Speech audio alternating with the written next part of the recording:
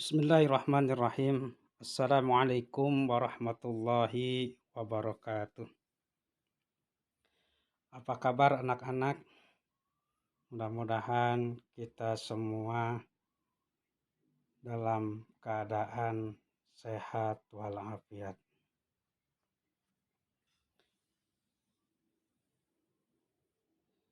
Hari ini kita belajar fikih. Minggu yang lalu kita telah belajar tentang sholat jamak qashar. Kita bahas sholat jamak, sholat qashar, kemudian sholat jamak qashar. Hari ini kita akan belajar tentang sholat dalam berbagai keadaan. Manusia dapat mengalami sakit karena pada dasarnya merupakan makhluk yang lemah. Sakit dapat menyulitkan manusia untuk beribadah sholat secara sempurna. Untuk itu Allah Subhanahu wa Ta'ala memberikan kemudahan sholat bagi orang sakit. Selain sakit, Allah Subhanahu wa Ta'ala memberikan kemudahan kepada seseorang yang sedang dalam perjalanan.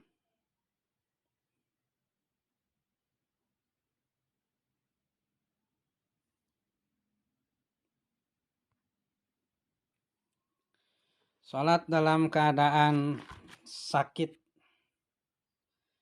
Sakit dapat menimpa setiap orang tanpa mengenal usia, jenis kelamin, atau status sosial. Sakit merupakan takdir Allah Subhanahu wa Ta'ala yang ditetapkan kepada manusia. Sakit dapat menjadi salah satu peringatan manusia agar lebih mendekatkan diri kepada Allah Subhanahu wa Ta'ala. Oleh karena itu, manusia diperintahkan untuk tetap beribadah kepada Allah Subhanahu wa Ta'ala, terutama dalam sholat. Sholat fardu harus dilaksanakan dan tidak boleh ditinggalkan dalam keadaan sakit sekalipun. Sebagaimana firman Allah Subhanahu wa Ta'ala yang artinya, maka apabila kamu telah menyelesaikan sholatmu, ingatlah Allah di waktu berdiri, di waktu duduk, dan di waktu berbaring. Kemudian apabila kamu telah merasa aman, maka dirikanlah sholat itu sebagaimana biasa. Sesungguhnya sholat itu adalah fardu yang ditentukan waktunya atas orang-orang yang beriman. Quran Surat An-Nisa ayat 103. Sholat merupakan cerminan orang beriman sebagai pembeda dengan orang kafir. Karena pentingnya sholat dalam kondisi dan situasi apapun, kita wajib melaksanakannya. Orang yang sakit dapat mengerjakan ibadah sholat sesuai kemampuannya. Orang yang tidak bisa berdiri dapat mengerjakan sholat dengan duduk, seperti duduk di antara dua sujud. Jika tidak mampu dengan duduk, maka dilakukan dengan berbaring di atas lambung. Jika tidak mampu berbaring di atas lambung, dapat dilakukan dengan berbaring telentang. Adapun tata cara sholatnya diantaranya: 1. Sholat dengan duduk. Sholat bagi orang sakit dapat dilakukan dengan cara duduk bersimpuh Hal ini didasarkan pada hadis Rasulullah Shallallahu Alaihi Wasallam dari Aisyah radhiyallahu anha. Ra'aitun Nabi Shallallahu Alaihi Wasallam yusalli mutarabbi'an. Rawahun Nasa'i. Aku lihat Nabi Shallallahu Alaihi Wasallam sholat sambil duduk bersimpuh. Hadis riwayat Imam An-Nasa'i.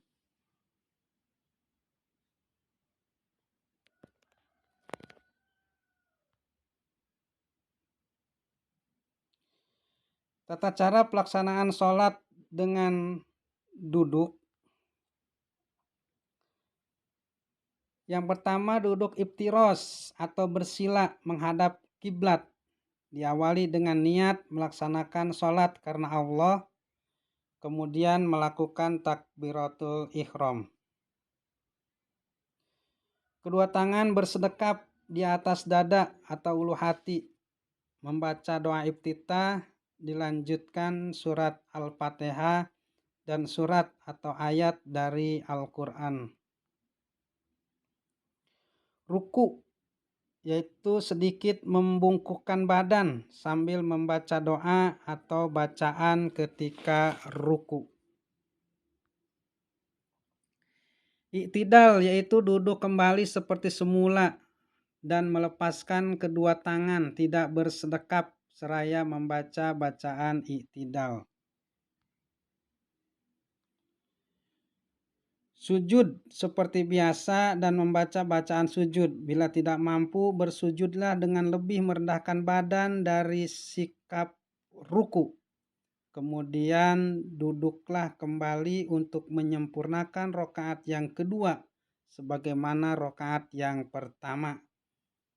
Demikian seterusnya hingga salam.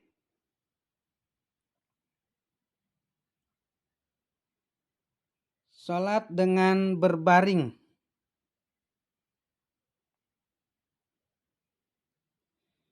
Salat berbaring dapat dilakukan jika seseorang tidak mampu salat dengan duduk.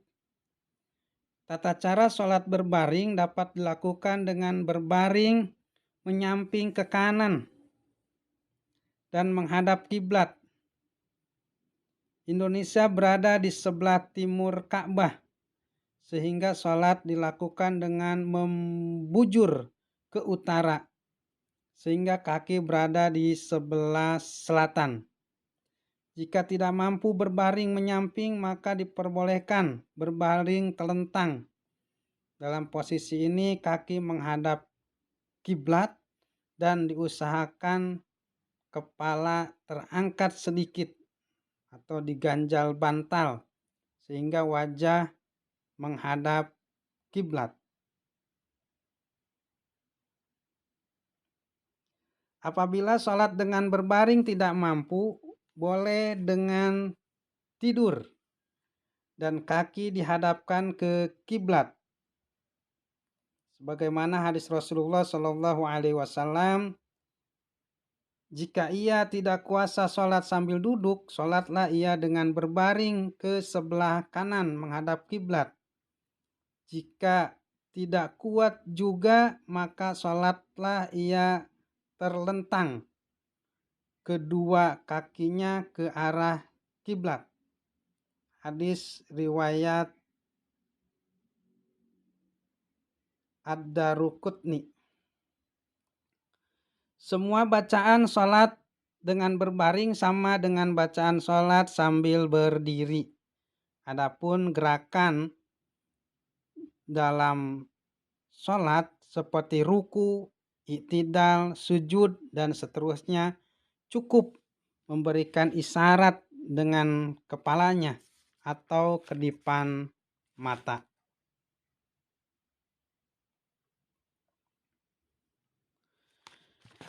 Kemudian sholat di atas kendaraan.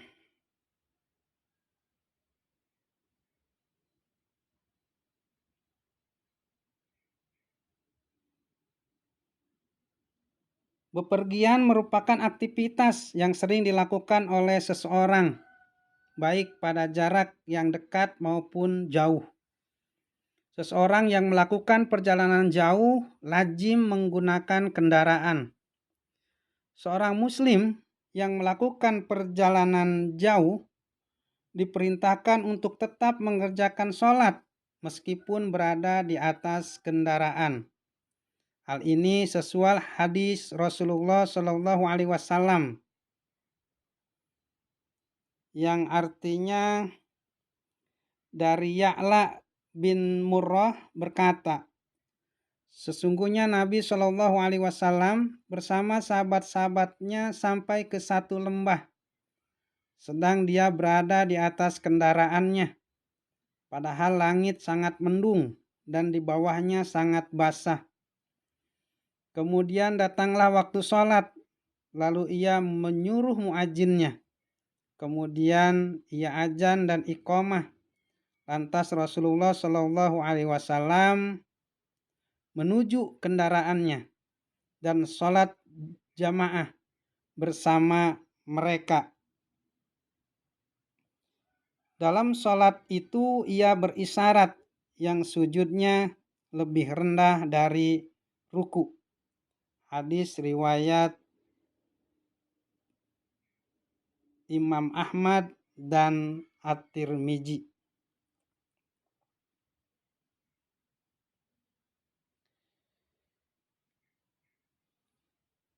Tata cara mengerjakan sholat di atas kendaraan.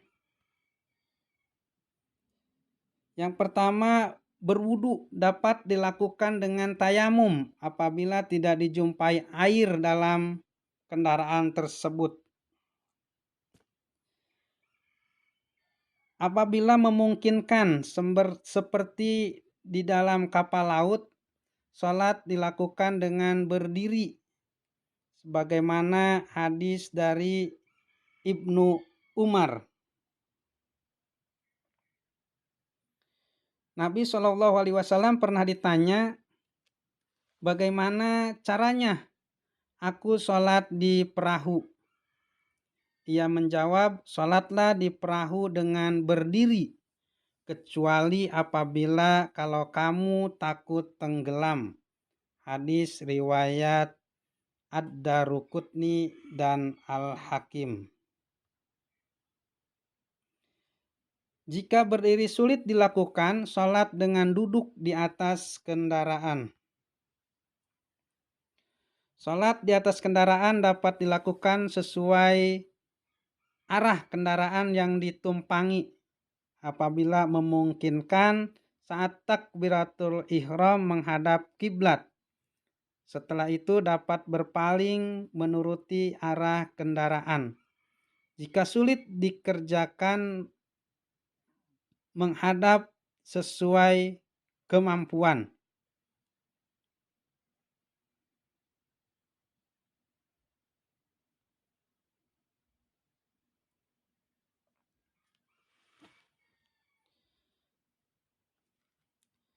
Dari Anas bin Malik radhiyallahu anhu, ia berkata,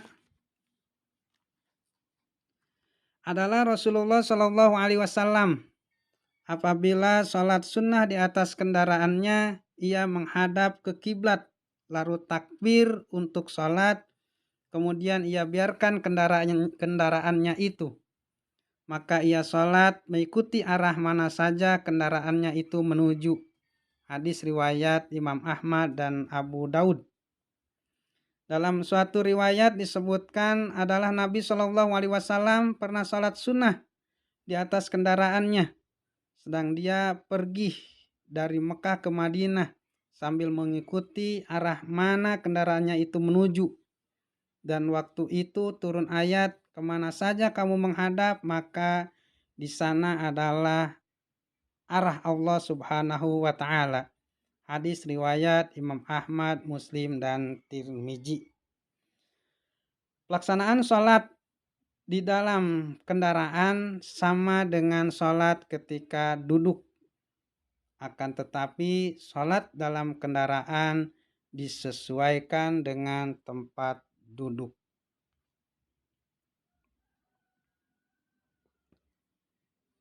Salat khauf.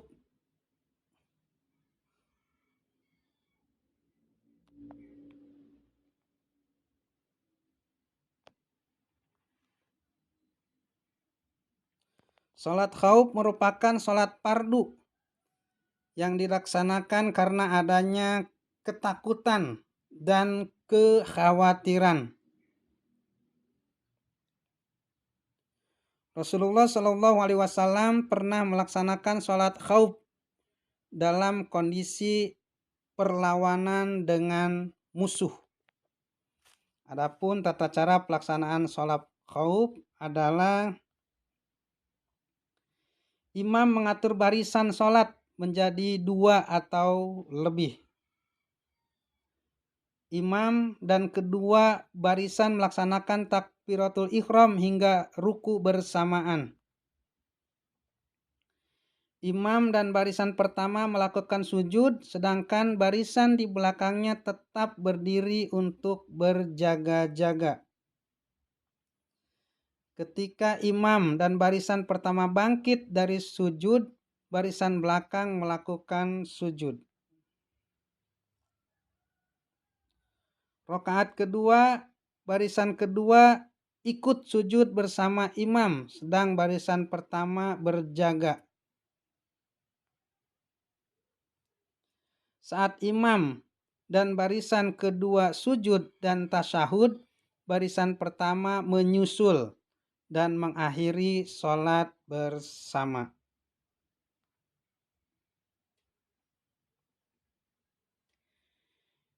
Hikmah sholat dalam berbagai keadaan.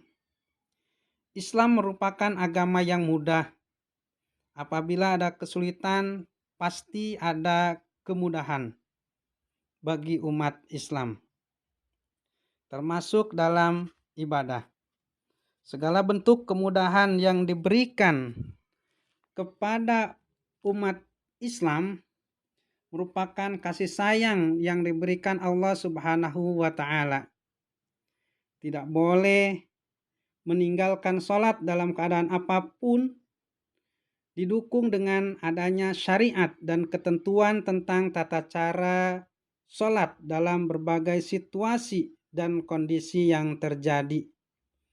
Berdasarkan hal itu, kita dapat mengambil pelajaran bahwa Allah Subhanahu wa Ta'ala menghendaki hambanya untuk beribadah sesuai kemampuannya. Salat dalam berbagai keadaan merupakan kemurahan dari Allah Subhanahu wa Ta'ala yang wajib disyukuri. Kita harus senantiasa meningkatkan kualitas maupun kuantitas ibadah kepada Allah Subhanahu wa Ta'ala sebagai bentuk syukur atas kemurahannya. Salat dalam berbagai keadaan mengandung banyak hikmah bagi orang-orang yang berpikir dan memahaminya. Adapun hikmah salat dalam berbagai keadaan diantaranya, 1. Meningkatkan ketakwaan kepada Allah Subhanahu wa Ta'ala. Memberikan ketenangan dalam diri, lahir dan batin. Mendapatkan kecintaan dari Allah Subhanahu wa Ta'ala. Mencegah perbuatan keji dan mungkar. Mendapatkan ridho Allah Subhanahu wa Ta'ala. Itulah pembahasan kita hari ini, yaitu salat dalam berbagai keadaan. Baik salat dalam keadaan sakit, di situ ada salat dengan duduk atau salat dengan berbaring, kemudian salat di atas kendaraan, salat khauf, dan hikmah salat dalam berbagai keadaan. Terima kasih. Wassalamualaikum warahmatullahi wabarakatuh.